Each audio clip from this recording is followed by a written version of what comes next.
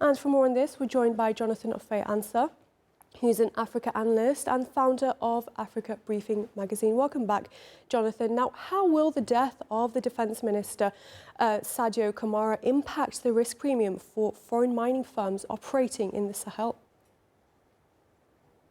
Well, the killing of Sadio Kamara is a direct shock, to Mali's sovereign risk profile, and by extension, the risk premium for mining firms operating in the Sahel will rise immediately. And this is not just the loss of a minister; it is the removal of a central security architect of the Delta. So his death exposes a breakdown in intelligence and force protection at the highest level. For investors, three things will change overnight. One, security guarantees will weaken. Number two, operational risks rises, especially for logistics and personnel. And number three, insurance and financing costs will increase.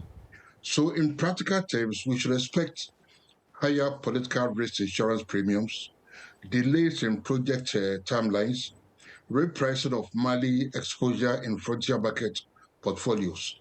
So the risk premium doesn't just rise, it becomes structurally elevated, not temporary.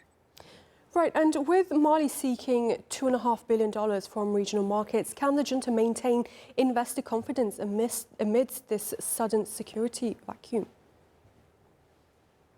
Well, this is where the timing, of the attacks becomes problematic. Mali is attempting to tap, regional markets at the exact moment insecurity credibility has been undermined at the top level. So the coordinated attack that killed Kamara has also showed, that insurgents can strike multiple cities, including near Bamako, the capital. So for investors, that creates a contradiction. First, the state is asking for capital, but cannot guarantee stability. So maintaining investor confidence will depend on three factors. Number one, the speed of leadership consolidation in the defense sector. Number two, continued backing from external security partners. And number three, the ability to keep core economic zones, especially mining corridors, secure. Without those, Mali will still raise funds, but likely at a higher yield, meaning more expensive debt. So the answer is yes, they can raise it, but at a cost. Right, and does this 35% state equity mandate under the new mining code make Mali's mineral sector too volatile for non-Russian capital?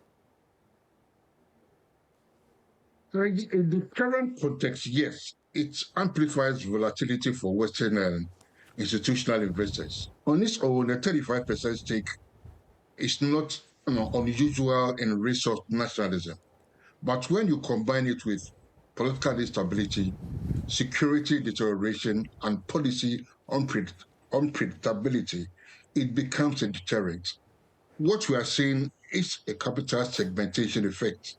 Western firms prioritize governance and risk stability, whilst Russian and some non-Western actors are more comfortable operating in high-risk environments. So the mining code doesn't make Mali uninvestable, but it narrows the investor pool. So the result is that there will be fewer bidders, less competitive pricing, and greater geopolitical concentration of capital.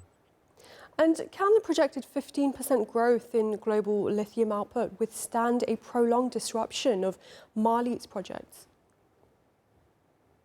At a global level, a projected 50% increase in lithium output suggests resilience, but Mali's disruption will matter to some extent.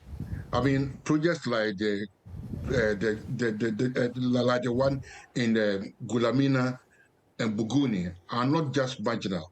They are part of Africa's emerging lithium supply story. So if disruption is short-term, global supply can absorb it. Prices may see limited upward pressure. But if instability persists, it delays Africa's entry into the lithium value chain. increases resilience on established producers like Australia and Latin America, and potentially tighten supply in later years. So the key distinction is duration.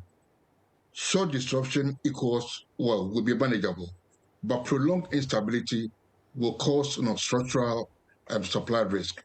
And given the scale of the coordinated attacks and territorial pressure, the risk is shifting towards the latter. Jonathan Offei-Ansah, founder of Africa Briefing magazine. Great to have your insights. Thank you.